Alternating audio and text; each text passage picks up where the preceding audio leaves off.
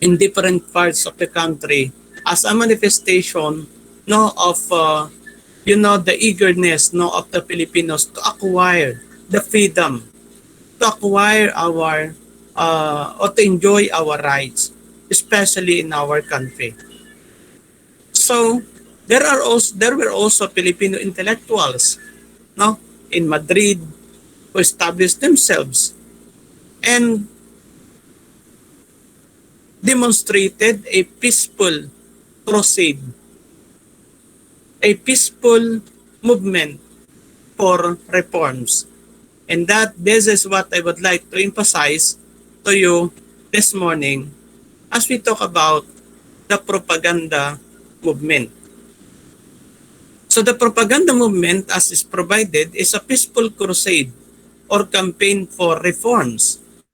And it was done by means of pen and tongue to pressure the Spanish government. And it was organized and participated by the Ilustrados. So they were intellectuals in Madrid. Peaceful simply because they did not use arms. Instead, they used pen. They used their intelligence in order to spread the ideals of nationalism, the ideals of freedom for our country. Okay? So, what prompted them? We can remember that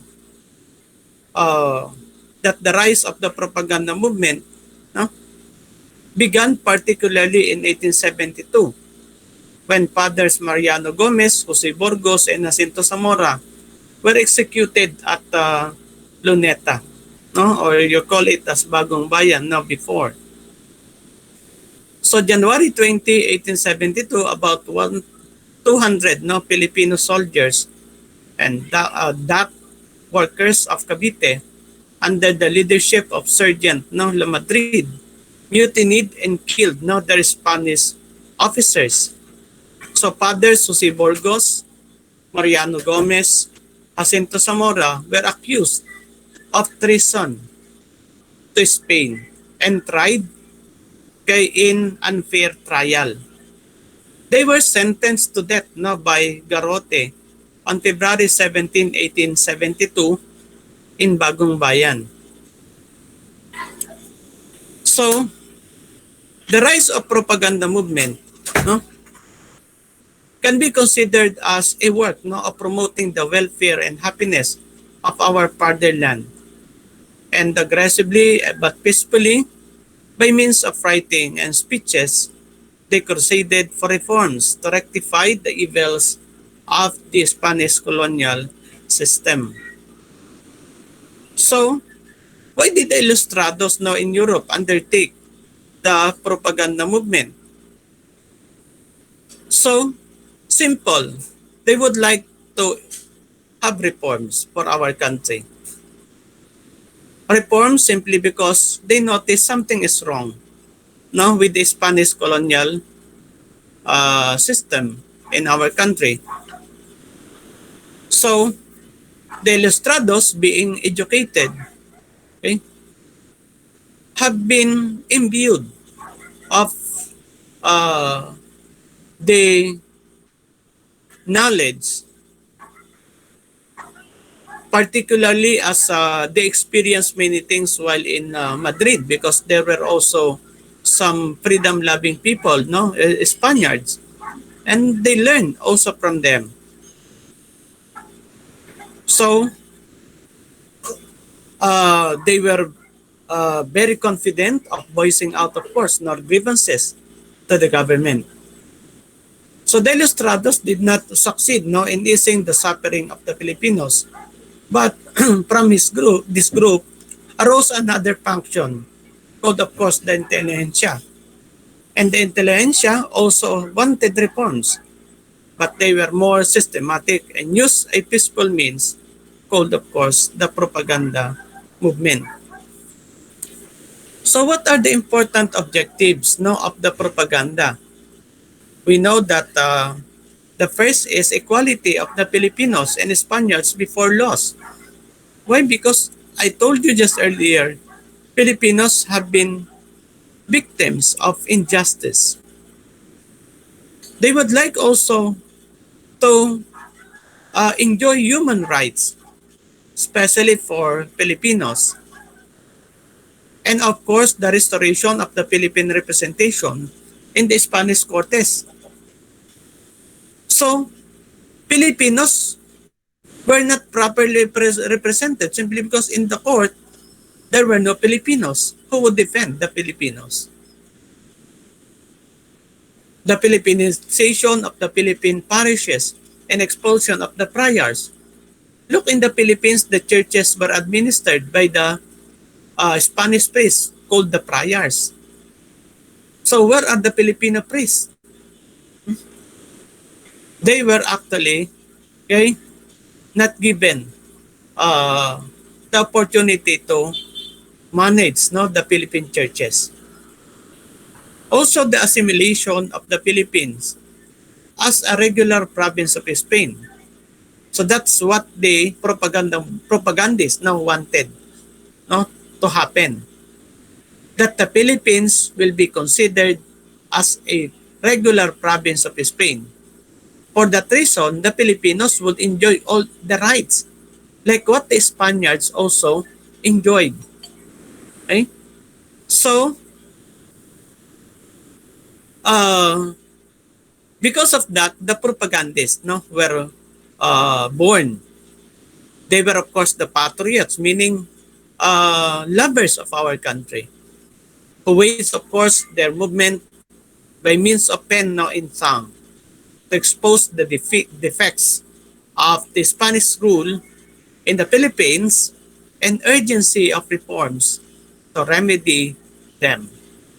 So they were, of course, scions of good families, highly intelligent, educated, patriotic, and courageous, who symbolized the flower of Filipino manhood. So there were some forms of groups like the Pizzibisteros, okay, and of course the young men, and of course the refugees. So the propagandists included Marcelo H. Del Pilar, okay, a lawyer, journalist from Bulacan, and he joined the Dupluhan and the Dalitan or literary groups during the fiestas. He satirized corrupt officials and friars during the Intakasi. Okay?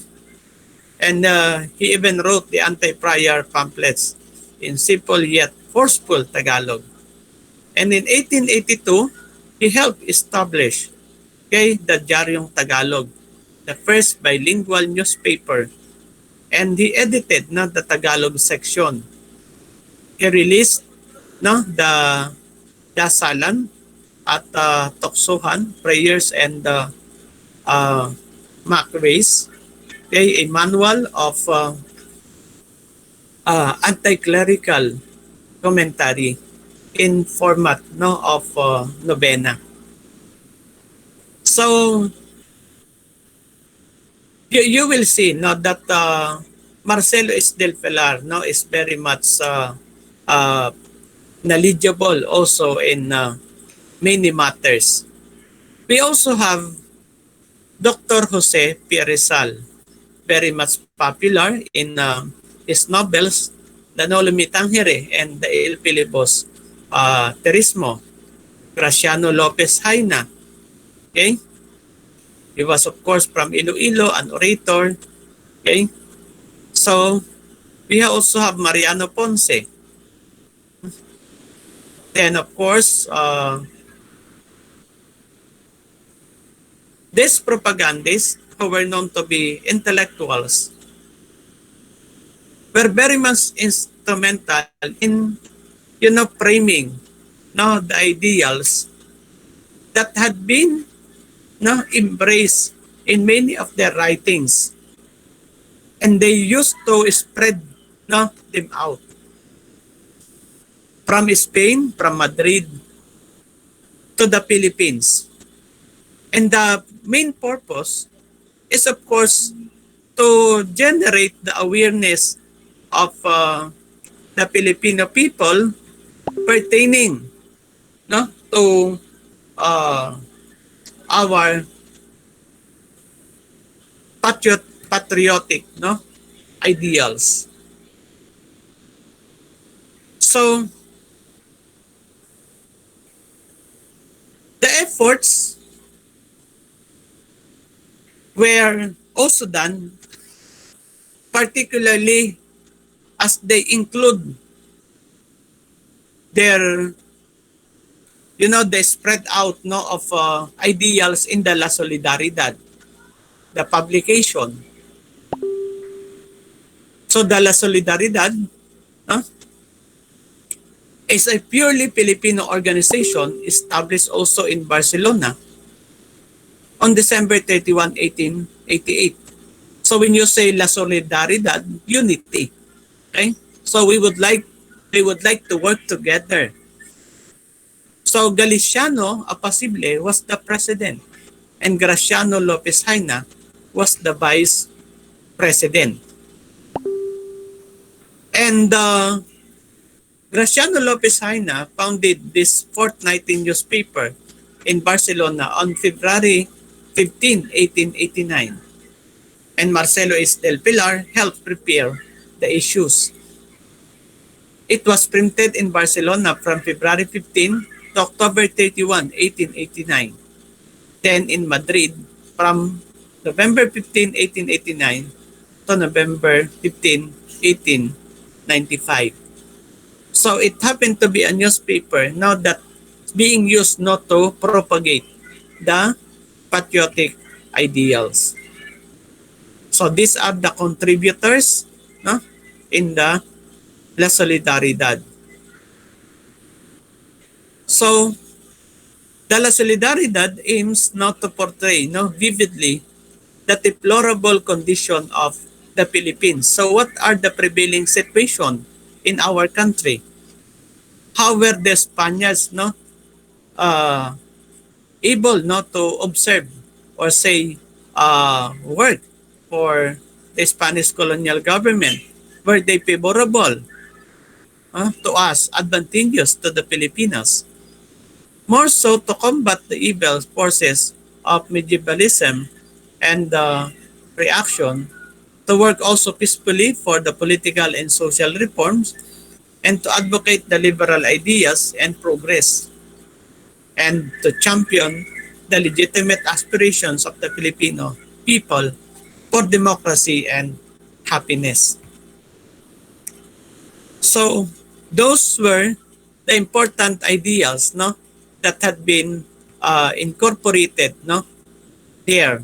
Moreover, the propagandists and of course the Filipino intellectuals in Madrid also joined the Filipino-Spanish Circle, or the in some book you will find, no, the Filipino-Spanish Association. And of course, for that reason, they also learned, no, from this liberalists. When you say liberalists, the freedom-loving people, okay?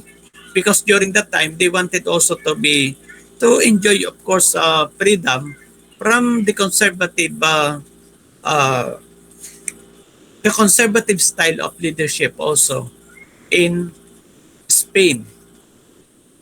So for your information, this Filipino-Spanish circle was also established in 1882 by a group of Filipino students in Madrid, led by Juan Atayde, a retired army officer and Philippine-born Spaniard. So an organization composed of Filipino Spaniards. And the aim of the association is to reform also, now the Philippines during the Spanish colonization. Okay? Yes. Hello, teka lang ha. Lilipat ako.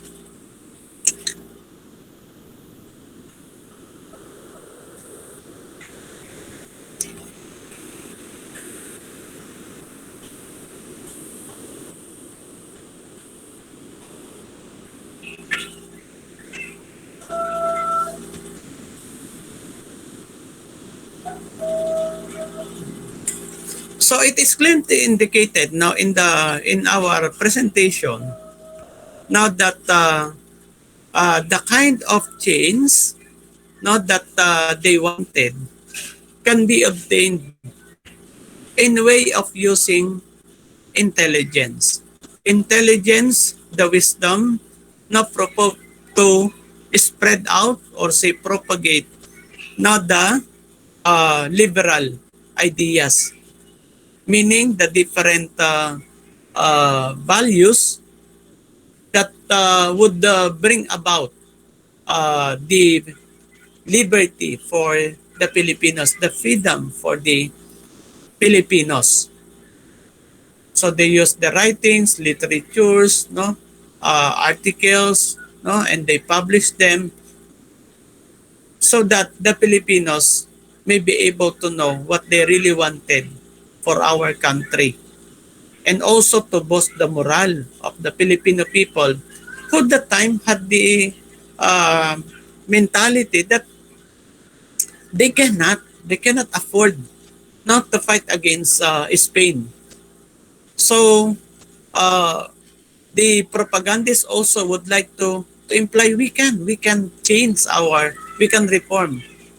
Let us not remain in the condition of incapacity, because if we shall strive, then nothing would be impossible. We could still enjoy our desired freedom. Okay? Why? Because there were so many Filipinos that even if they've been discriminated, they've been subjected to injustice and many others, but the loyalty was still there.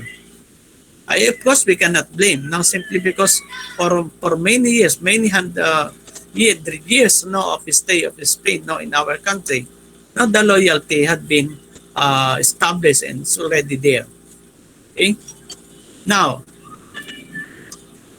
however, in the end, you would notice that the propaganda movement did not succeed. Huh? Why? For the reason that in the end, they have also different minds and different thoughts. So, the unity, okay, was not observed also. Even Jose Rizal no, and Luna no, had also some differences. So in other words, the unity was in question, and that resulted into the weakness of the propaganda movement. That's the reason why for Jose Rizal, he could not take now that the propaganda would just end that way.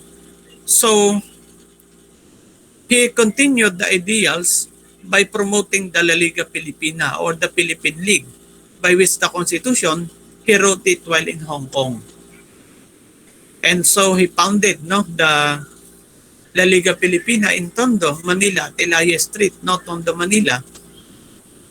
However, the La Liga Filipina did not prosper simply because upon now the founding of the La Liga Filipina, Jose Rizal was already captured and deported to the Pitan. So in other words, it did not materialize according to, no, it was founded but it did not work because Jose Rizal was deported to the Pitan. Okay? So out of disappointment, no, here comes Andres Bonifacio. Andres Bonifacio idolized Jose Rizal very much. And he could not take the time that Jose Rizal was deported in the Pitan. In other words, there was already the pressure of the Spaniards. That's the reason why he organized and founded, of course, now the Katipunan. However, you will see that Andres Bonifacio wanted to see the reforms in our country in way of fighting against the Spain. And you will see later on that the revolution, no, came into existence in our country. Though there was, of course, the point, no, of Jose Rizal, because Andres Bonifacio also sent, no, uh, and Andres Bonifacio learned from Jose Rizal that the Filipinos were not ready for, for the revolution because many people will die. We have incomparable weapons, and of course, we cannot compete, no, against the Spaniards. So in other words, it would only be a failure if the revolution would really start. So let's try, no, to look at what had happened, no, in the Katipunan. So let me share with you, no, the slides pertaining to this. So Andres Bonifacio, okay, is a member of the La Liga Filipina also. That's why he was disappointed that it did not materialize. Although he soon lost hope, no, in gaining reforms through peaceful means. So this feeling was especially heightened when Jose Rizal was exiled to Dapitan. Bonifacio became convinced that the only way the Philippines could gain independence was through a revolution. Yan, so that's what I told you just earlier. So Bonifacio then founded the Kataas-Taasan Kagalang-galangang Katipunan ng mga anak ng bayan, or KKK, on July 7, 1892 in a house, Ascaragay Street. Itong Ascaragay Street, ito ngayon yung Recto Avenue sa Maynila. So in in front of University of the East, no, that's Recto, towards Divisoria. So that is Ascaragay Street. Okay? So the Katipunan had colorful beginnings. As a symbol of the members' loyalty, they performed, no, the solemn rite of Sanduguan, or the blood compact, wherein each one signed, no, his name with his own blood. So the members agreed not to recruit more people using the triangle system of enlistment, and its original member would recruit, no, new members, now who were not related to each other. Each member would do the same thing, and so on, no, down the line. Members were also asked not to contribute one real, no, that's the monetary unit, no, that time, about 25 centavos each month, no, in order to raise funds for the association. So the political goal was to completely separate the Philippines from Spain. So the propaganda wanted the Philippines to become a regular province of Spain. But in the case of Katipunan, they want separation from Spain. So that's the difference. The moral goal was to teach the Filipinos good manners, cleanliness, hygiene, fine morals, and how to guard themselves against religious fanaticism. However, the civic goal was to encourage Filipinos to help themselves and to defend the poor, okay, oppressed. So the Kataas-Taasang Sanggunian, the Supreme Council, was the highest governing body of the Katipunan. It was headed by a Supremo, or a president. Each province had a Sangguniang Bayan, or provincial council, and each town had Sangguniang Balangay, or the popular council. So the leaders include Diodato Arellano, Supremo, Ladislao Diwa, Fiscal, Teodora Plata, Secretary, Valentin Diaz, Treasurer, and Andres Bonifacio, the Controller. So this is the point. No, Rizal was still recognized, highly recognized now in the Katipunan. Okay? So Sir Rizal never became involved now in the organization and activities of the Katipunan, but the Katipuneros now still looked up to him as a leader. In fact, Rizal's name was used as a password among the society's highest ranking members who were called Bayani. Okay? So for the membership, just for you to know, if you are the entry membership, you call it as Katipon.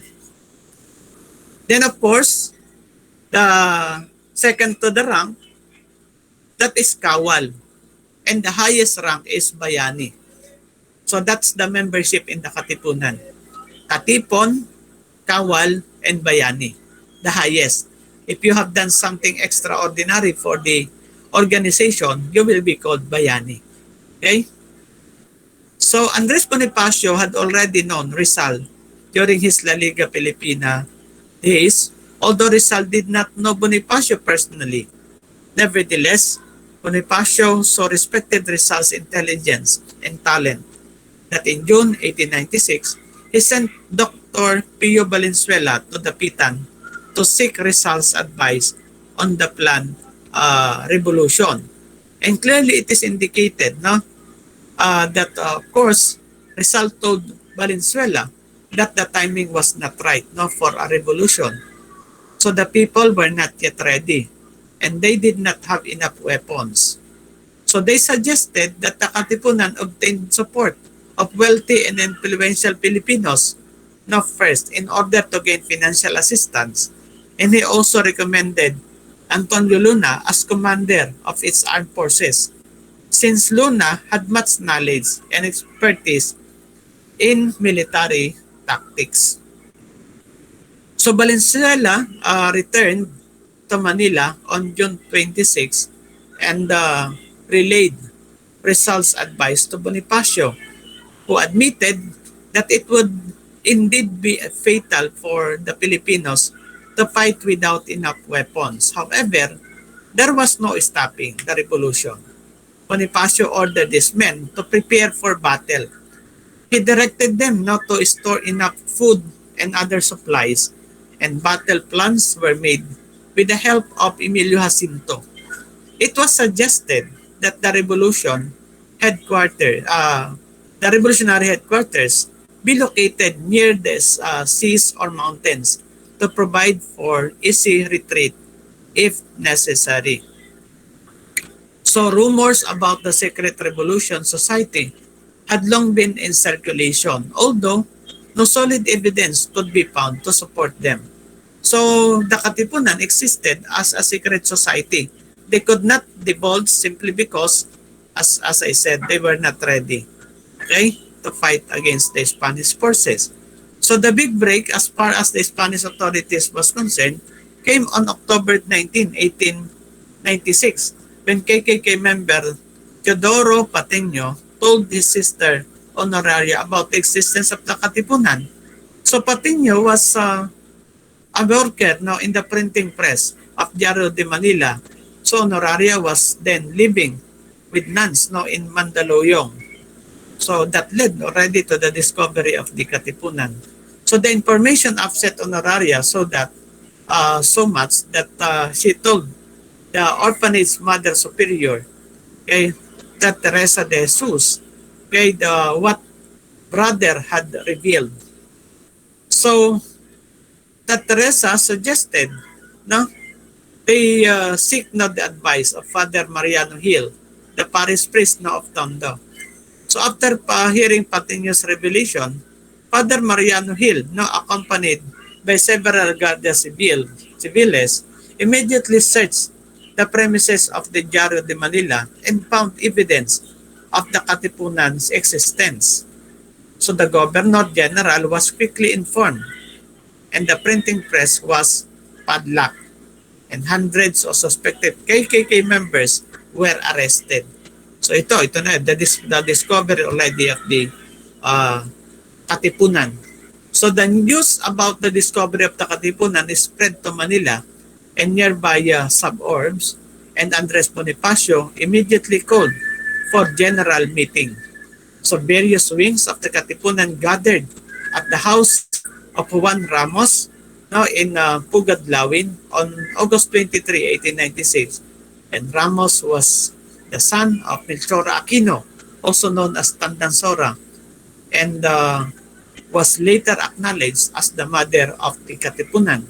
So Bonifacio asked now his men whether they were willing to fight to the bitter end. Bitter end because they know they were not ready. No? So they were not so sure if they would succeed. Okay? Because of I said they had no finances adequate for the revolution.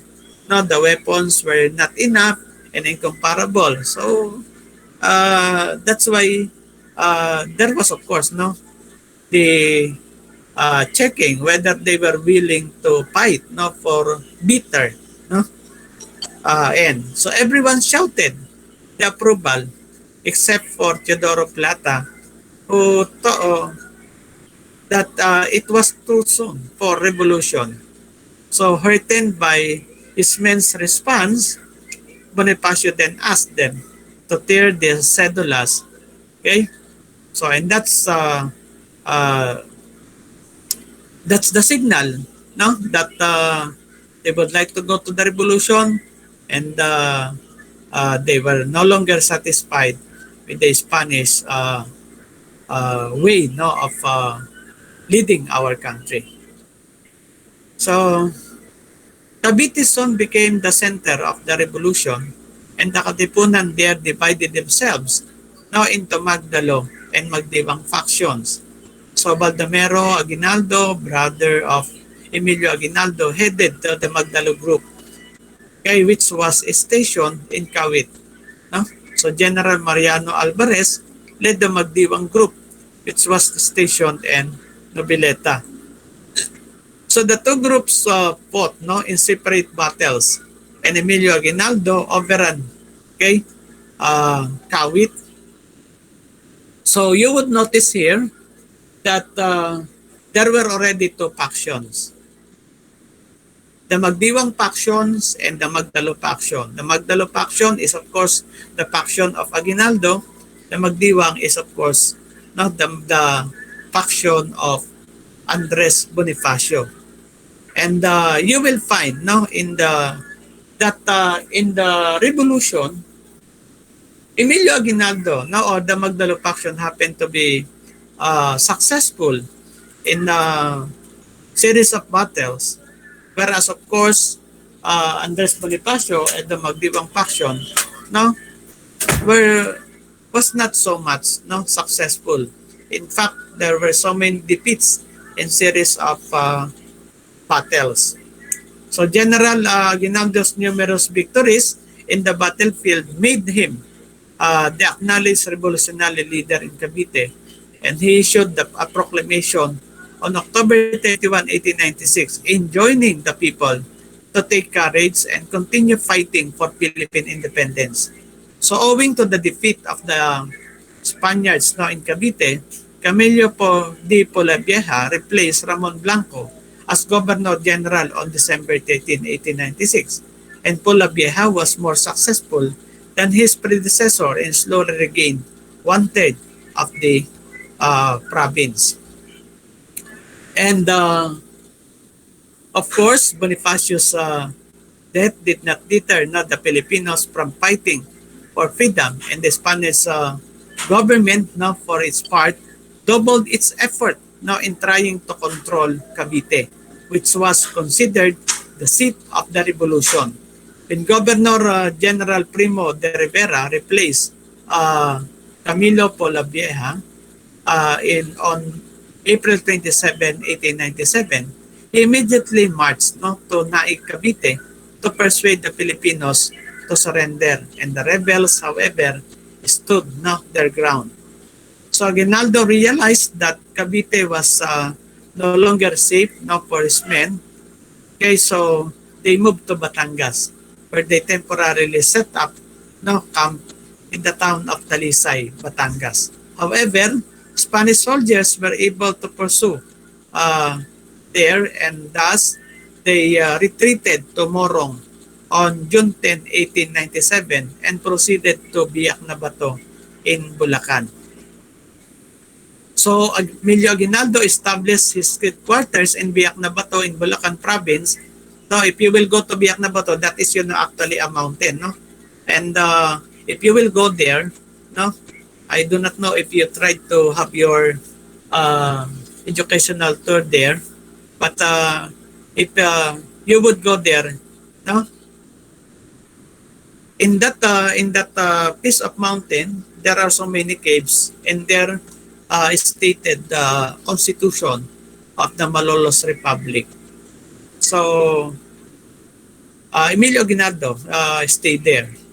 So General Illanera, who was in Nueva Ecija, declared the support for Aguinaldo, and in July 1897, Aguinaldo established the Biak na Bato Republic and issued a proclamation stating the following: expulsion of the friars and return of the friar lands to the Filipinos, representation of the Philippines in the Spanish Cortes, freedom of the press and of religion, abolition of the government powers to banish the Filipinos, and equality for all before the laws. So that materialized already the First Republic. So you might be asking probably what happened already to Andres Bonifacio. He died, no? And because of his dissatisfaction with the position that was given him, then of course he was perceived to be a threat, and so he was tried, no? And given, of course, the punishment. You will know that the Bonifacio Day is celebrated on November 30. It was his birth. Usually for a hero, it's the death. But in the case of Bonifacio, it's the birth, because the death of Andres Bonifacio was unknown. Okay? In other words, we didn't know how he died, although there were so many speculative writings. But we are certain that it was somewhere in May 1897 when he died. Okay? And of course, Aguinaldo had a knowledge about his death. Okay? So, do you have any concern? Hello? Are you still there listening? Sir, dito po. Ha? Dito po, sir. May naintindihan ba kayo sa ating discussion? Have you learned something from our discussion? Yes po, sir. Meron po. Okay. So ganito, no? For the assessment, so next week na ngayon. Actually, according to the information that I received, parang tama, it's already midterm examination. So, yun, just a review, no? You start with the Philippine geographical features. Okay, recall lang natin. Say for example, which is of course the finest harbor in the Far East, the tallest mountain in the Philippines, okay, the longest river system in the Philippines, the largest lake in the Philippines, okay. Some geographical features you review, the rice greenery of the Philippines, and the narrowest strait, no, now in the world, no, to be found in the Philippines. Mga reviewin nyo, okay, pati sa archipelago. Yan. What is the dowry? What was the marriage and of course courtship practice during the pre-Spanish period? How was the system of government started? Okay? Who is Raha Data Makatunaw o Raha Makatunaw. Okay? Was Data Puti Sumakwel. Who were the 10 Bornean Datus? Review. Okay? Who was Pope Alexander VI? How was the world divided between Portugal and Spain? Then, what was the first reached by Magellan in the Philippines? Hmm?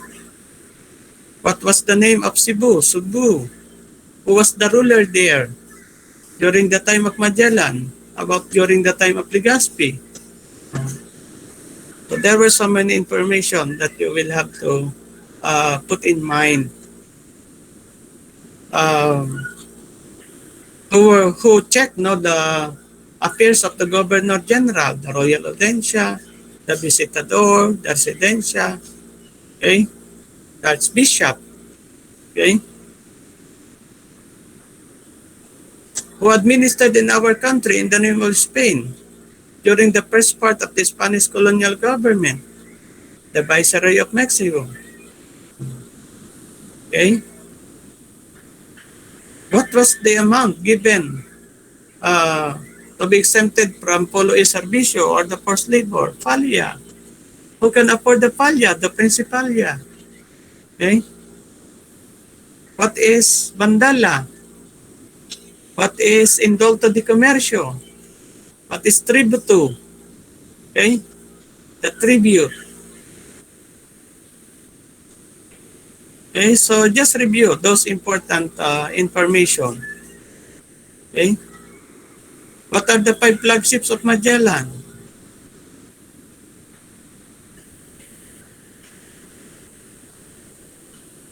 Okay. So siguro hanggang doon muna yung tetest natin next week. Hindi ko muna sasama tong propaganda and siguro ko lang ng mga dalawa pero na. Siguro hanggang propaganda. No, I will just take some items. Okay? Okay, any question? So next week, will be the test.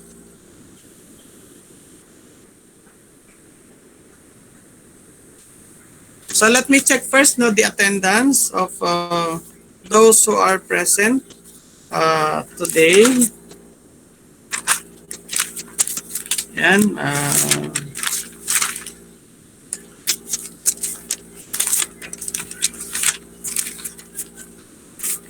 Kaya nga, kinuha ang class record. 7, 9, no? So July 9. Andaya.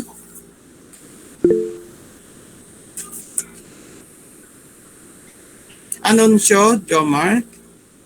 Jemar. Anunsyo, Jemar. Arsenio. Wala si Jemar.